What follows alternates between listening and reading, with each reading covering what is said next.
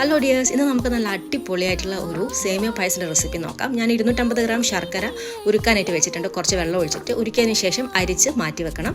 വേറൊരു പാത്രത്തിലേക്ക് 2 കപ്പ് വെള്ളം ഒഴിക്കുക. വെള്ളം നന്നായിട്ട് ചൂടായി വരുന്ന സമയത്ത് 1 കപ്പ് സേമിയ ചേർക്കാം. ഞാനിവിടെ റോസ്റ്റഡ് സേമിയാണ് എടുത്തിട്ടുള്ളത്. റോസ്റ്റഡ് അല്ലെങ്കിൽ റോസ്റ്റ് ചെയ്തിട്ട് വേണം നമ്മൾ ചേർത്ത് കൊടുക്കാൻ വേണ്ടിയിട്ട്. നന്നായിട്ട് വെന്ത് വെള്ളമൊക്കെ വറ്റി സേമിയ വെന്ത് വരുന്ന സമയത്ത് നമുക്കിതിലേക്ക് നേരത്തെ നമ്മൾ ഉരുക്കി അരിച്ച് മാറ്റി വെച്ചിട്ടുള്ള ശർക്കര പനി ചേർത്ത് കൊടുക്കാം. ശർക്കരയും സേമിയ നന്നായിട്ട് മിക്സ് ചെയ്തെടുക്കുക. ഈ ഒരു സേമിയത്തിലേക്ക് ശർക്കര നന്നായി പിടിച്ച് ഇതുപോലെ ഒന്ന് വരണ്ട് വരണം. ഇങ്ങനെ ആകുന്ന സമയത്ത് നമുക്കിതിലേക്ക് പാല് ചേർക്കാം. നമുക്ക് ആവശ്യമായിട്ടുള്ള പാൽ ഒരു 1/2 ലിറ്റർ പാൽ നമുക്ക് ഈ ഒരളവിൽ വേണ്ടി വരും. അപ്പം നമുക്ക് പാൽ ഒഴിച്ചു കൊടുക്കാം. ഇതിൻ്റെ ഡീറ്റെയിൽ ആയിട്ടുള്ള വീഡിയോ ഞാൻ ലോങ് വീഡിയോ ആയിട്ട് ചെയ്യുന്നുണ്ട്. അപ്പം നിങ്ങൾക്ക് കറക്റ്റായിട്ട് മനസ്സിലാവും. പാൽ ഒഴിച്ചു കൊടുത്തു, നന്നായിട്ട് മിക്സ് ചെയ്തു. ഒരു നുള്ള ഉപ്പും കുറച്ച് ഏലക്കായ്പ്പൊടിയും ചേർത്തിട്ട് ഒന്ന് തിളപ്പിച്ചെടുത്ത് കഴിഞ്ഞാൽ നമ്മൾ അടിപൊളിയായിട്ടുള്ള സേമിയ പായസം റെഡിയായി. അതിനുശേഷം നമുക്കിതിലേക്ക് താളിച്ചിടാനായിട്ട് നമുക്ക് നെയ്യിലേക്ക് അണ്ടിപ്പരിപ്പും കിസ്മിസും ചേർത്തൊന്ന് നന്നായിട്ടൊന്ന് റോസ്റ്റ് ചെയ്തെടുക്കാം. നല്ല